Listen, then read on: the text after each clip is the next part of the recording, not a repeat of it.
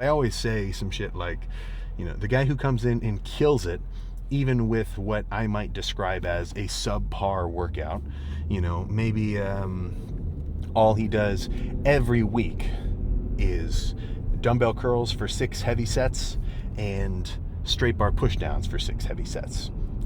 I've done workouts like that, but I don't only do them like that. I change it up. So if somebody told me all they do for arms for the last year was 6 sets of heavy push downs and 6 sets of dumbbell curls for like 12 or something for failure every set, I might ask him like, all right, you don't do any like lighter squeezing stuff? You don't do any?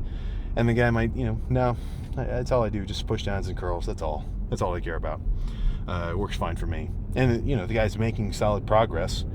Well, yeah, I think it probably could be better, but what he's doing is clearly working, and that's what we want. That's what we want, just legitimate progress. Now, the guy who tells me, hey man, I just read up on this, that, and the other, I've been really studying, this is what I got here. Maybe he hands me a fucking pamphlet in a leather binder with his training routine, and it's, just paragraphs of descriptions of everything. Like, the understanding might be there to the nth degree. Like, this guy's a mastermind. But if his effort wasn't there and he's not really pushing his sets as hard, I mean, I've seen guys where they train, but they're kind of slacking, they're just not pushing it as hard as maybe not as they should, because there is no should, right? The gym is a voluntary thing. There's no status quo per se, but he's not going as hard as he could. Where, like, if I was him, I would go harder. Who do I think is training better? The effort guy, right? The farm strength, simple workout, getting after it dude. I would consider to have a better training routine because he himself is executing it better. Now, the argument to that, which I see, is, well, why not be the smart dude and train really hard, right? So yes, that would be the best.